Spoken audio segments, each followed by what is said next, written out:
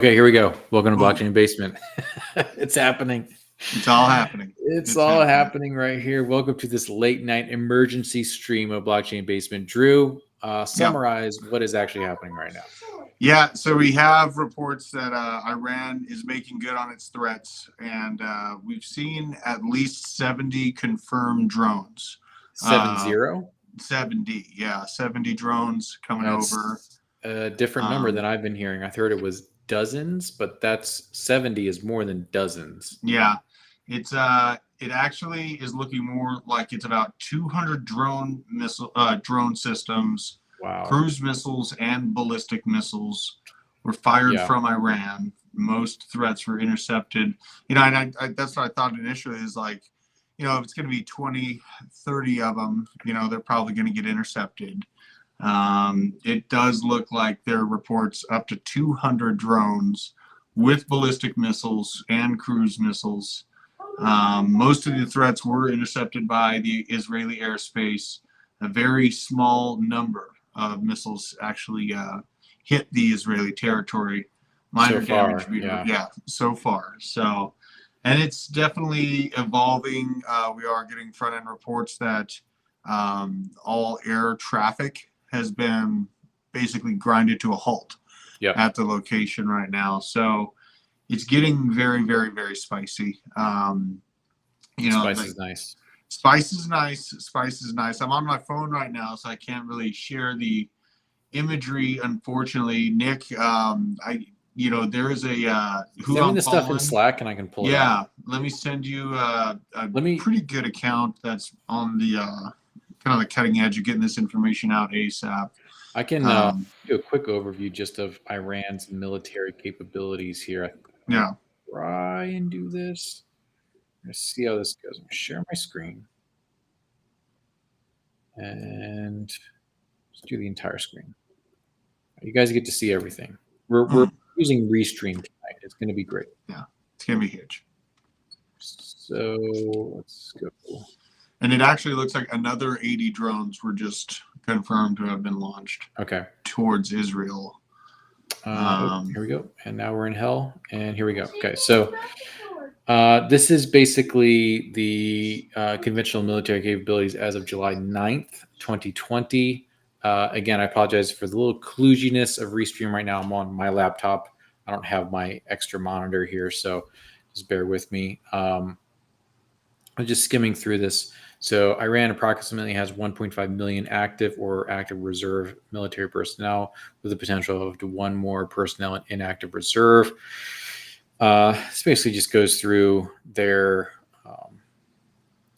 how their military is organized. There's the Artesh, which is the conventional army, 420,000. Then there's the ones that we all know and love, kind of the recurring bad guy, the Islamic Revolutionary Guard. Right.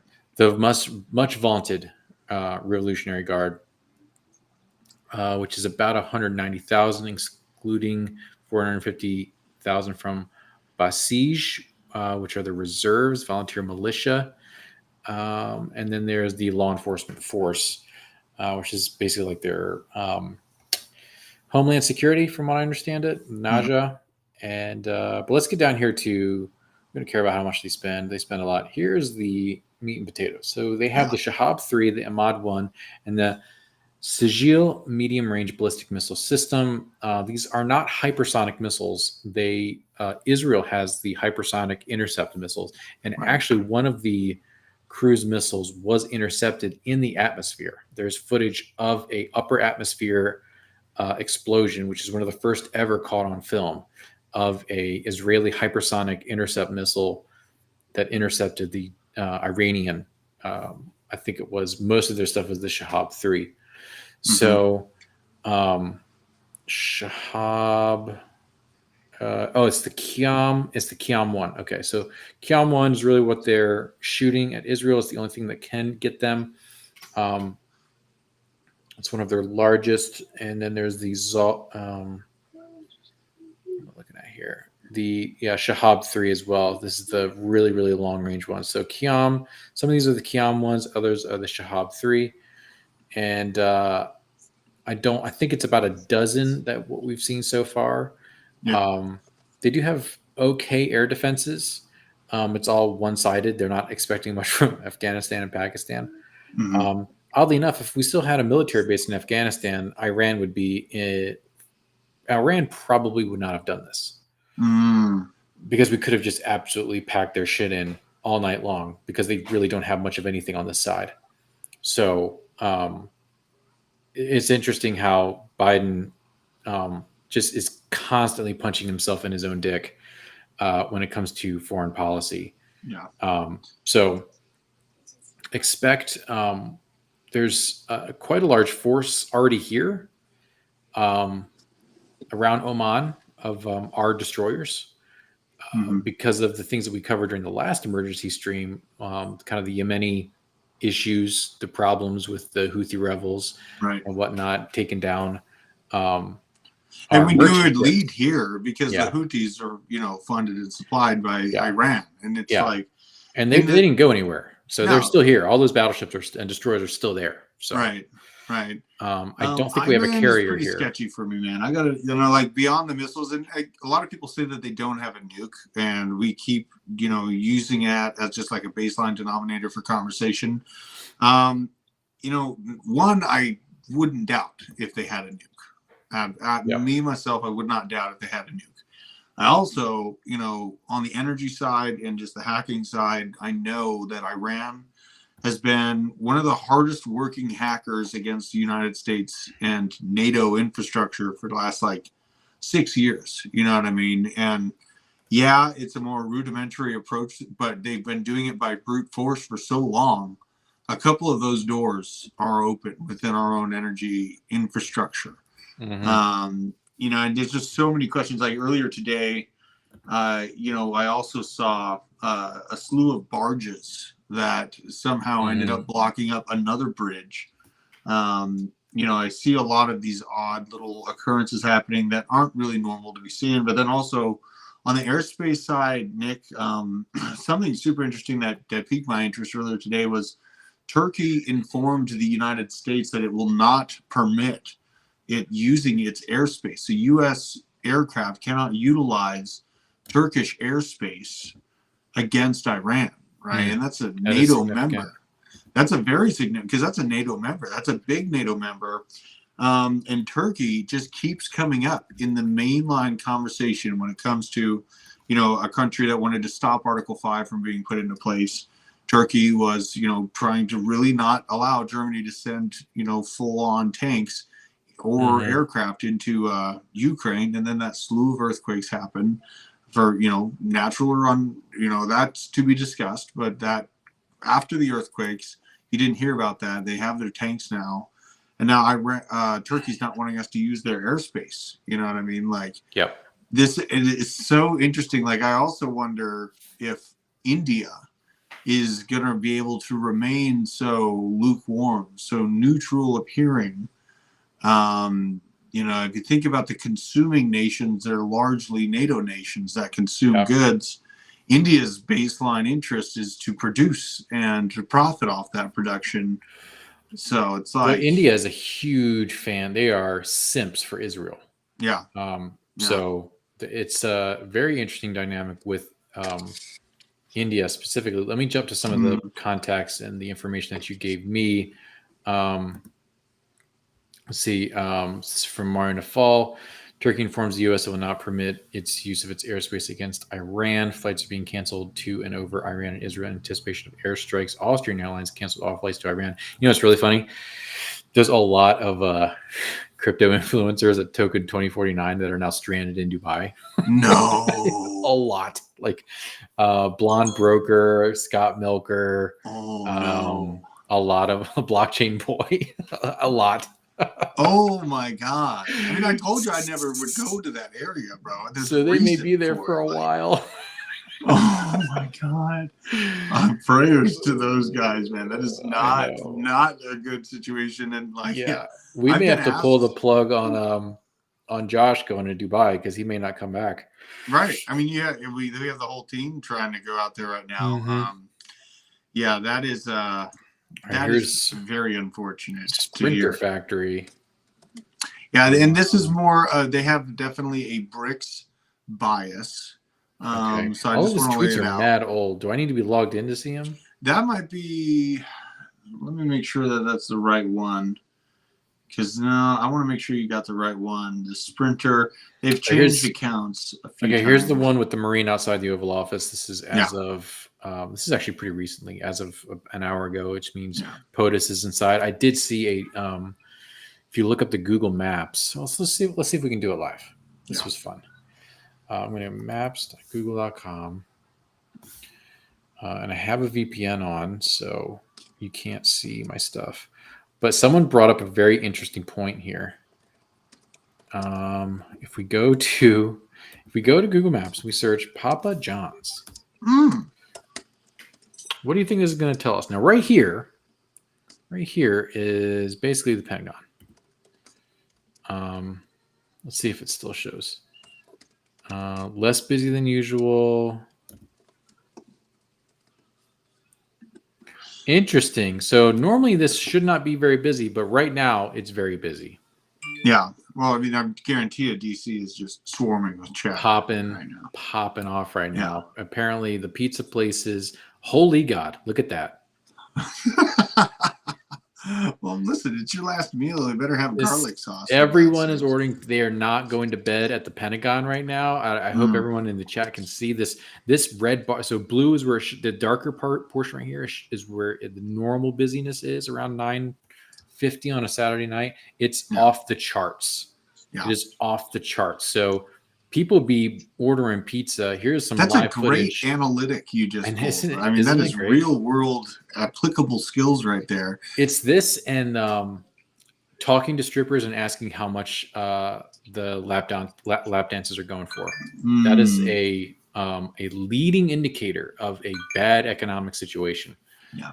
When the lap dances are few and far between and they're having to reduce their rate, that is very bearish. The part in the Big Short where he goes to the strip club and he's doing market research, the Steve Carell character, that is like a real thing that people do. Anyway, this is footage from the city of Rahat showing direct missile hits on positions of the Israelis. That actually looked more like a drone. These are drones. These are not missiles. Those are too small of an explosion to be a cruise missile. Cruise missiles are like building leveling explosions. Like these are huge payloads. So these are kind of smaller ones right now. The smoke isn't. These things are going way too slow. These cruise missiles are going near the speed of sound. And think about. So we've seen how Israel reacted to that initial move by Gaza. Hezbollah. Now, think about what their response is going to be to this.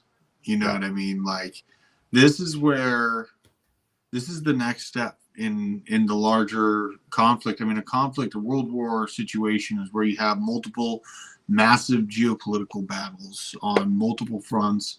And for anyone that's like sitting around like, oh, we're not there yet, or, like, what are you looking for? Like, are you really going to wait until Taiwan gets bombed too to start realizing that it's getting nasty, right? That it's, and we went and bought guns with our profits in crypto and made a point of it, because it's like, you have to, we lean dangerously. We live dangerously when it comes to finance. I love my money being wrapped up in altcoins rather than a sure death in fiat. Yep. Today wiped out 20% of the value, dang near, about should we look at different projects. Should we look at the markets right now?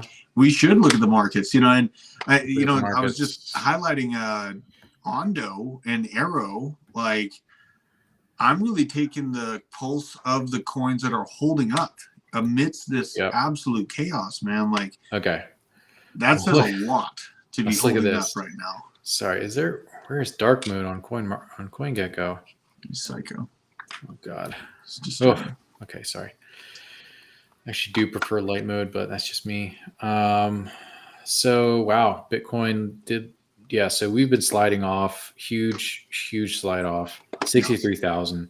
I don't know what the wicks are, but I'm sure did you see the one tweet of the guy who had basically a $1 million Pepe long and it was literally his entire bag was in Pepe, and he got wigged out. Oh my God. He lost like $1.1 million. Man, I mean, like on 3x leverage. I mean, that's risky biscuit, man. That's guys, like your whole portfolio in a long or a short. Like, that's crazy. This is 101 thinking, guys. Don't put your whole bag in first of all, leverage trading is risky. Yeah. Do not put your entire bag into a leveraged long or short, especially on a meme coin. Come on. I mean, this guy kind of got what he deserved. But so the markets on the 7-day, I mean, Bitcoin is mega down. Ethereum, huge. I mean, there's just blood everywhere. Solana, 138. It wicked down to the 20. 120. Excuse me for that. Been a long day. XRP down 20%. Dogecoin down 20%. Somehow Toncoin is still up. Yeah, it's because of the video we made about Toncoin. I know. It's because of the video that we made, yeah. Avalanche 30%. What are you looking at? I'm about to deploy. Here's what I'm going to do, Drew. I'm going to sell my silver on Monday. Okay. I got about $1,200, $1,300 in silver. Mm-hmm. And I'm going to deploy that somewhere. I got to know where to put it. What are you thinking? Well, I mean, honestly, bro, like what I'm buying right now is Ondo and Arrow, and let's look it up. Like the wick that we had down to, it was right at about 62, is like just below $62,000 today. I'll pull this up on TradingView, but essentially, I got Ondo's chart up here. Yeah, see, Ondo, look at how little F's this thing is giving. You know what I mean? And I see some good questions in the chat. Is war good for Bitcoin? I don't think war is good for anything, but when I say the larger plan, this is part of it. Like, I've always looked at Bitcoin as the golden goose that they're going to utilize in Bretton Woods 2.0. And you weren't able to accomplish a first Bretton Woods and a consolidation of world financial power until a world war was completed, the Second World War. And, that has essentially been almost 100 years now, or, just like the 40s, 44. So right now we're in this point where it's like the make or break it type conflict for the United States is being played out. It is, in my opinion, good for Bitcoin to be that asset that these nations can come to an agreement with, that it's, no nation state in particular controls it. And I do think that Bitcoin is going to actually have a seat at the table when it comes to this new Bretton Woods 2.0 agreement. But it's going to be a long, painful ride to get there. So it's like, you have to think about how you're going to make it there. Sure, you can just assume that everything's going to be okay. But honestly, the world is falling apart around us on every macro indicator possible. The only things that are going well are this implementation of blockchain. We can see the implementation of AI being used. But is it going to be good in 10 years? Is AI going to look at you like a locust that's just a taker from society? We don't know the answer to that question. We also don't know the answer to what will be the end product of us turning up the power at CERN. We don't know. The physicists can say that they're sure that it'll be a contained black hole, or, all these different little things that they can pontificate upon. But we are in absolutely uncharted waters right now. And when I look at crypto, it's the vehicle that I have a chance to really help my family escape destruction. Yeah.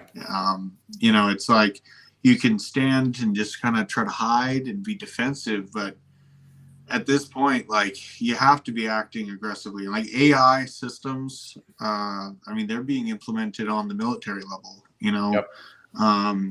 These Oculus things that we see, our metaverses being built out there, built for the military first. Mm-hmm. It's all one and of the same.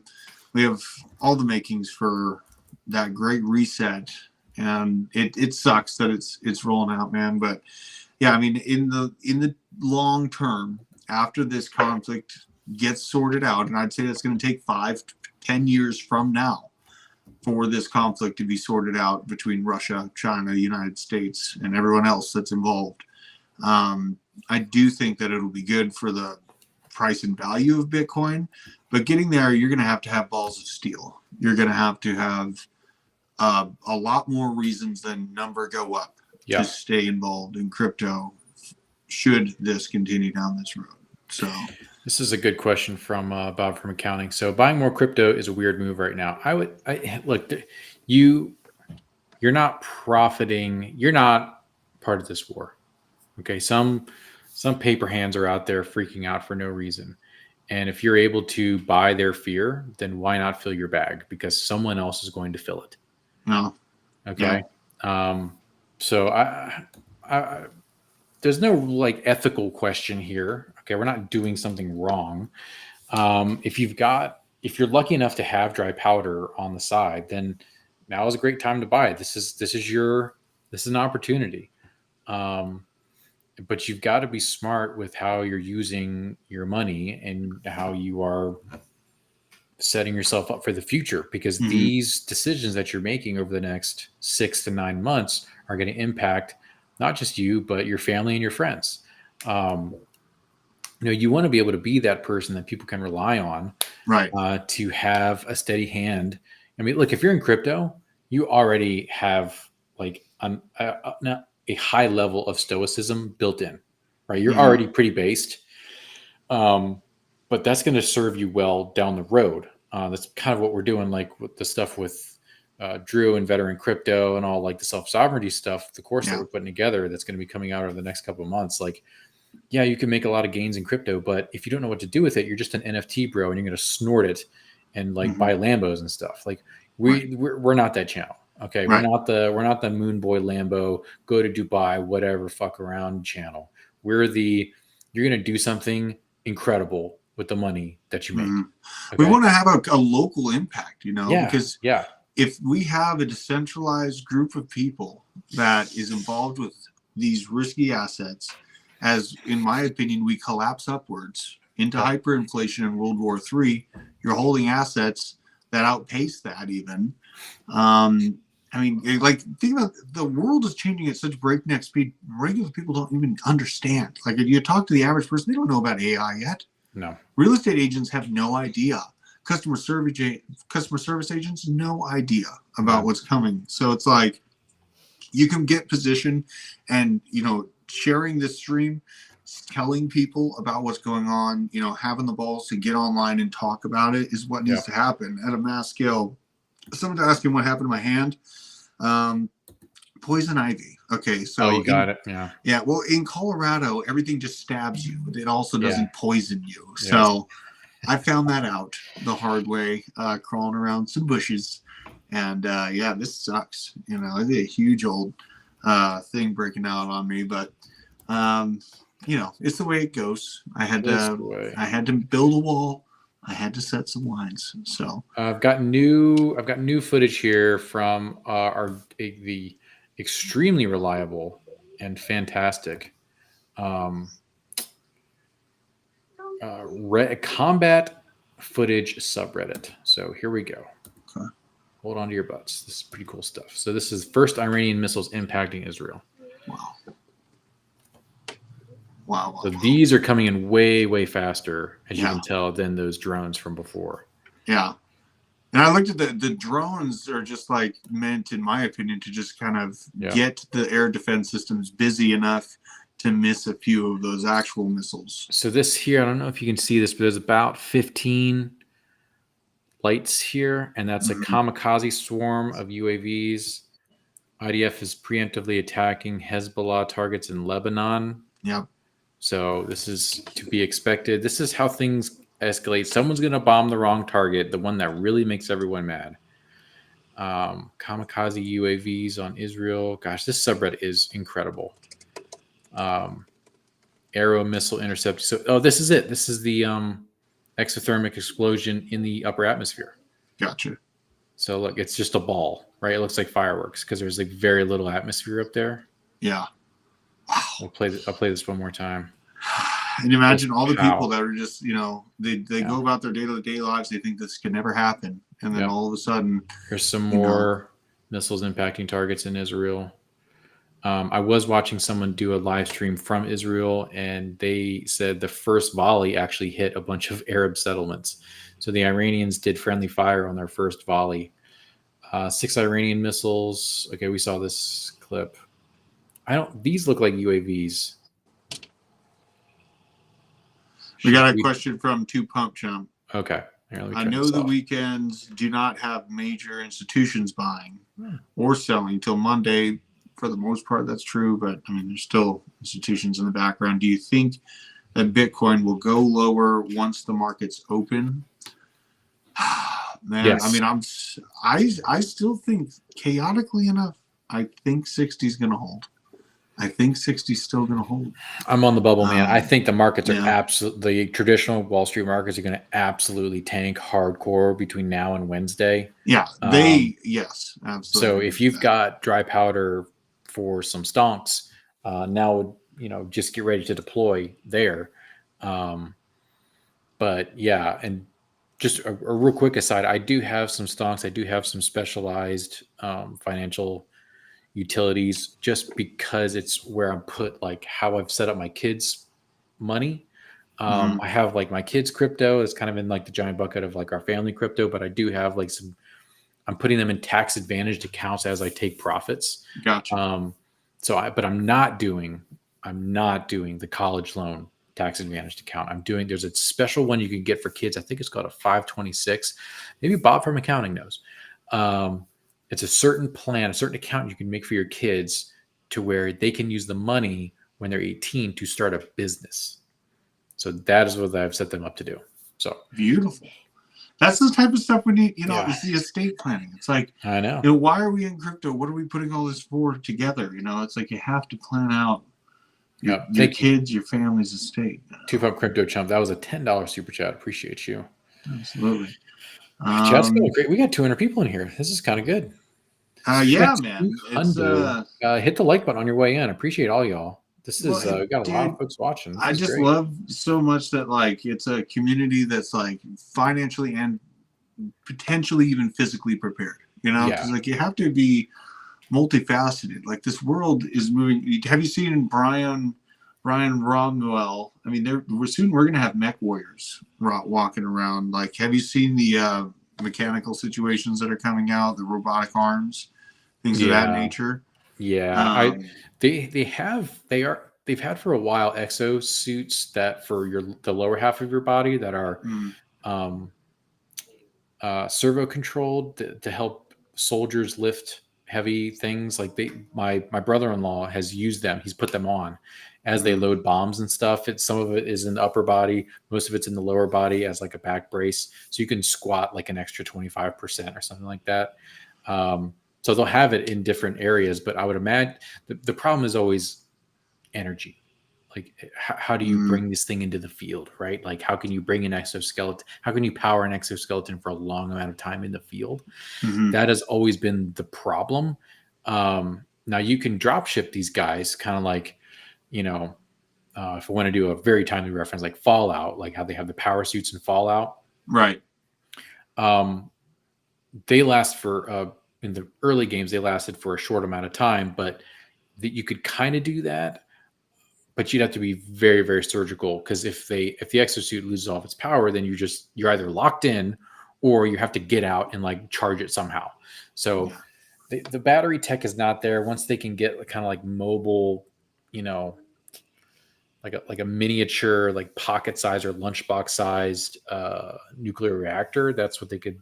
Then we could really see an exoskeleton in the wild. But as far as like I think the closest thing we're going to see is those Boston Dynamics dog robots. And you know what the cure for those is just a water balloon full of oil and sand. Yeah. Right on the, it'll take a while for it to stop moving, but it'll work eventually. Yeah. I mean, there's more and more missiles being fired. Looks like we have some missiles being launched at Lebanon. Jay says, I have 300 ounces of silver, considering selling for more crypto if we crash more. Silver's up right now, depending on when you bought it. I bought mine about a year ago, so I'm up about, 10, 15%, which is great for silver. So I'm taking profits on all my silver. I'm dumping all my silver next week. I'm going to move that into a coin outside of the top 100. I'm going to reference my notes here real quick, and I'm going to pull up a coin that I am eyeing.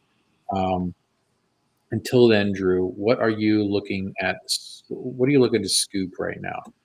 Yeah, man. Like honestly, I'm just turning giga bullish on Arrow and Ondo, But Yeah. like, other than that, I picked up a bag of Trump Pepe, which didn't die in the midst of all this, so I'm Okay. not mad about that. Solana though, Solana still got the congestion. I'm sitting on a bag of Solana. I actually took a ton of profits out of AVAX on Friday. Took a few $1,000s off the table, and that felt good, So essentially, what I'm looking at, it's got to be like FFM. I still like getting more FFM. Yeah. Yeah, like these AI plays, they're going to be gutted. So now I'm pretty excited. Where is Stacks at right now? Because Stacks is something that has been just all right. So it's at $2.50. And now with Bitcoin sneezing, let's say Bitcoin sneezes down to 60K flat, we're sitting at $2.50 for Stacks, which is its original prove it point before it made the big move up to $3.50. Okay. Stacks, like I think at large we're underestimating the power of upside to Bitcoin layer twos. And it's just from a very simple standpoint. It's like if I'm in charge of $1 trillion of management. What am I going to choose? Am I going to go with Ethereum and all this ETH chaos or whatever, or am I going to go with Bitcoin?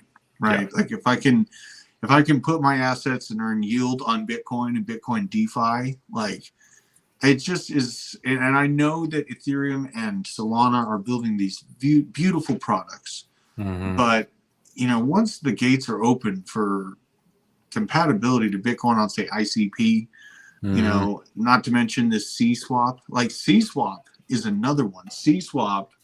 Yeah. I'm getting a bag of C-swap. Do we need to look at that? Yeah, we should pull that one up.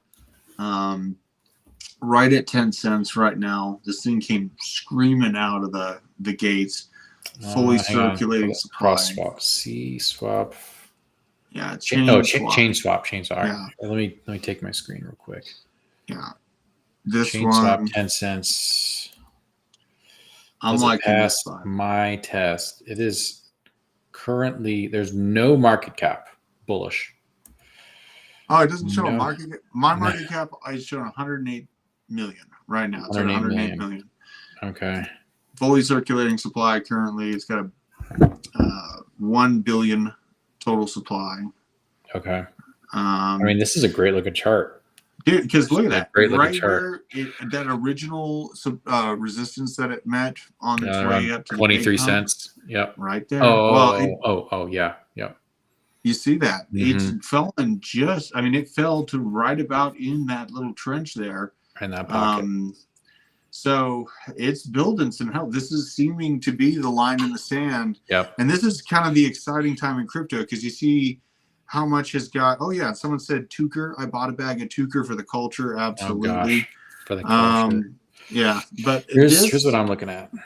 Yeah. Go ahead about chain swap. Just at large, like when you see graphs, in situations like that where there's mass chaos and blood on the street and 20% dips, and you see a coin fighting for its right and actually accomplishing a support level at a previous high breakout point, that's the type of TA that I like to keep in my mind, not a bunch of, lines or whatever, hoot nanny.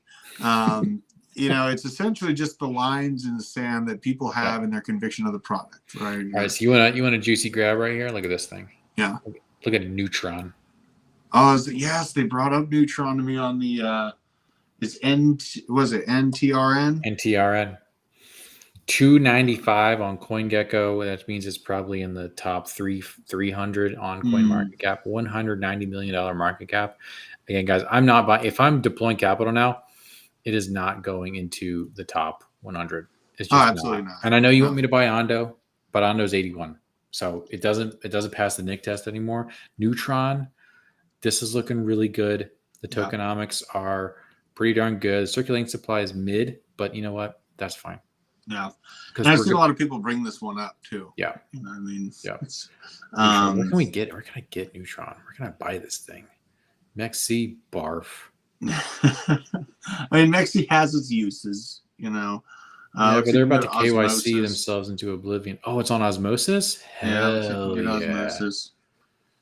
Well, that works for Um, me because I'm heavily invested into Celestia. Yay. yeah, I have some. The TIA token also had that Hmm. opportunity spot. Like TIA token, it's somewhat like, it fell down to I think 8 cents or something like that. But this is modular. Like modular blockchains are a whole narrative slash application within themselves. Yep. Like, well, if you haven't noticed, like all the sweet pushes that get lots of notoriety, they're cross chain compatibility. So Yep. we got this from John. Yeah. I just discovered ChainSwap 2 days ago. I've been dwelling on the idea of investing in it, but I'm indecisive due to believing maybe investing straight into Chainlink itself is a better move. It's less risky. If you want upside, Mm-hmm. you get a ChainSwap. Like ChainSwap that's in like the 20, 30, 50x territory, whereas Yeah. Chainlink is like maybe a 10, right? I mean, I'd say you could still like 15, maybe Okay. 20 off Chainlink, but that's like very bullish scenario. At large, I think Chainlink will be able to accomplish a $200 per token range. But when I see something like ChainSwap, it's so disruptive. It's right in line with a pile of other applications that are coming out, like ICP swap, ChainSwap. You see, I can't even remember the amount of swaps that I see rolling out. Last week we're just filled with them. So when I see these gigantic ebbs and flows of focus within the markets and what these developers are focusing on, it's essentially layer zero on steroids. Like we don't even have access to layer zero tokens yet. Layer zero is not even out. And when I see these things, this is like the one that can be $100 to $10,000 type moves. Yeah. So, that's just a gimme. It's all about the season we're in. It's not like I'm going to be thinking about these things at the beginning of 2025 when we're getting close to petering out. You know what I mean? It's just now is the hot season where, last cycle when you're buying these things, these are those 1% plays that end up taking up 30% of your portfolio at a point. Yep. It's pretty bullish. Well, I think it's about time to wrap things up here. We've got 224 fantastic people in here. Oh, we got a $2, $2 Australian dollar super chat. Oh. StoneFi, beta play for ton, low market cap, but circulating supply is 1%. Yes, that's the STON.5. Oh, STON. And that's the Ton Coin ecosystem. That guy is on a great path. We did a dive on Ton Coin this morning that went out.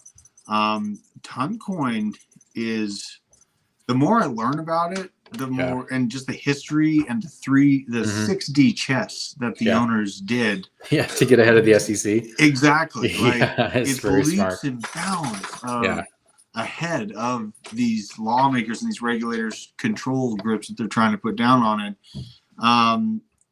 So when I see like STON.5, let's see where that graph is. Okay. Where is because it was looking really STON. Okay, here we go. This is one of the top. This is the DEX for Ton Coin. It is. Holy crap! Look at this thing. And we have that overall theory. DEXs are going to be the strongest performers, or among the strongest performers this cycle. That's what's really popping off. Decentralized swaps, decentralized exchanges. Here we go. Look at this thing. I know, but now we get the haircut we're looking for. $41 million market cap. Yeah. Wow. We circulating supply, not that great. Barely any supply out. Yeah, Barely any supply out. Barely. So that's a little sus. I still need to do. I have not done my due diligence. I've looked at Neutron. I've looked at ChainSwap. I'll go to token unlocks and see if I can get the schedule on it. Because the tokenomics, I know that they matter a ton during the bear market. Or, if you're locked in XRP for 7 years wondering why the price isn't moving, and then you can figure that out for yourself. But let's see here. The time frame, no, we don't got it on token unlocks. Yeah, it's probably too new for token unlocks. It's only been out since this year. Right. So I still feel like buying a bag just for because I see what Ton's trying to do, and let's see where to buy it. Where can you buy this thing? And Alter Ego, I don't think Matic is dead. I think that Matic is one of the safer 10Xs out there. I have a feeling buying it is going to be a pain in the ass. Oh, S10 I think you can only buy it on S-Ton. Let's see. Well, got to get in there. We're going to have to get our hands dirty in there. Let's see. Yeah, this is holy crap. On CoinMarketCap, it only has it as a $23 million market cap. Oh my God. It's ranked 2,794. Holy shit. This is a tiny little play, man. So you need Ton Coin to buy S-Ton. Yeah. And you can only buy it on S-Ton. So this is, guys, this is dicey, but profitable. So was Toncoin though. When in the doldrums, when everything was quiet. Yeah. You know what I mean? And all of a sudden everyone realized, oh yeah, we are on Telegram every day in multiple different channels trying to track down all these. And then you got like Unibot. All these different trading bots that are directly on Telegram. It's insane. Mm-hmm. Yeah, I think the meme coin potential of Telegram DeFi is insane because all the meme coin culture lives on Telegram. Yeah. So yeah, I don't know. I'm kind of on the fence with S-Ton as far as the coin itself. Now the actual app, I'm probably gonna be using pretty soon. Yeah. Shake and Bake. I don't hate Ton. It made me a lot of money. It made a lot of people a lot of money. I know people who are mining Ton, and holy crap, they're sitting on a giant. Well, and there's a lot of whales, and that's what I talked about in the video. Is there is some seriously large whale wallets that are well in profit. Telegram is going to be making a run. I probably shouldn't even be saying this. Telegram is going to be making a run to become a competitor to Twitter. Oh, 100%. They're trying to do the WeChat move. They want to do it all. So, yeah, watch out for Telegram. You're going to see a lot more creators going to Telegram. They're making a big, big push here pretty soon. Yeah. So, those 80 drones, that's confirmed. They're going to be striking in 70 minutes from now. 80 more drones on Israel. Okay. Well, yeah. We got to wrap this. Go ahead. It's just the electronic is the next, electronic warfare is going to be part of this. And that's where Americans, that's where these safer NATO countries, quote unquote, fall into the midst. I don't want to be too super crazy about it, but right now I am adding my chemical, nuclear, biological items to my get home bag, and I am kind of beefing up the EDC, just to be 100% transparent. I didn't feel like doing this until last time we had the Summer of Love, but then it was more of a profession. But now I just feel like you guys take this time frame extra serious. And if we do have an electronic event, just know all man-made goods will deteriorate. You have to learn the old ways. You have to understand how to create things from a very indigenous standpoint. So yes. Before you, by the end of next week, here's everyone's homework who's watching the stream right now. You need to make sure that you have a functioning and robust can opener, and I want you to go to your local store and buy enough canned food for you that will last you 2 weeks. Yeah. Okay. It doesn't have. It could be beans. It can be corn. It can be Vienna sausages. I don't care what it is. I want it to be canned. I want you to have it, and I want 2 weeks worth of it for you and your family. That is, in case there's some type of electronic warfare event. Most of the conventional wisdom says that it will be localized, but it would take a long time to fix. So you're going to want to have 2 weeks worth of food and water so you can stay at your castle, stay in your apartment, stay safe, and not have to venture out when things are in a tenuous place. So it may cost you an extra $200 or $300, but this is the time now. You don't want to be those people fighting for toilet paper like we all saw in 2020, right? Because they're not going to be fighting for toilet paper. They're going to be fighting for the last loaf of bread. And when you're fighting for your kids or something like that, or for your relatives that you live with, people are way more vicious about it. So by the end of this, by next Saturday, everyone who's subscribed to this channel should have a 2-week food supply in their house. Yeah, guys, it's, and I know that like it's not glorious, but if you're on a budget, Walmart, you can pull off Doesn't a matter. bag of rice and a bag of beans Oh yeah, real easy. You know what I easy. mean? Just try to think of that mindset. Yeah, actually, I'll one up you on this. If you have a H Mart or some type of ethnic food, ethnic grocery store, like an Indian grocery store, or something like that, you can buy bags of rice way cheaper than you can ever get at Walmart. It's unreal what you can do. But just step out of your comfort zone. Yeah, you may be a piece of salt and a pepper shaker, or vice versa, depending on where you live. But go to an ethnic grocery store. They've got much better deals on staples than just going to Walmart. Yeah, and for the people that are out there, like people still watch this type of stuff, like I understand that you want to ignore and just be a problem for your society when things go to hell and you get caught with your pants down. But for me and the people around me, we want to act as positions of strength. We want to make money off of crypto. We want to have our own cold storage savings account outside of the bank system. These things are going to hell in a handbasket, to be honest with you. It's just in slow motion because we see it ahead of time. So, I stress it. I stress it quite a bit, and take profits along the way. As you saw, now my ghillie suit, this new bug out system. It looks awesome. I can't wait to see it in it. Oh yeah, no, it's a great setup. And really, now I have a bunch of dry powder that I can buy more crypto if I choose to do so. I'm always buying crypto. It's not about how much of my account. I am all in. My whole ass is on the table. I am a regular dude that has a big old family relying on me to be correct, and I am very stubborn and stern about my idea about how this world is going, because people made fun of me when I called COVID in 2014, and I spent all that time being demonized, saying you're wrong, they're not going to do this.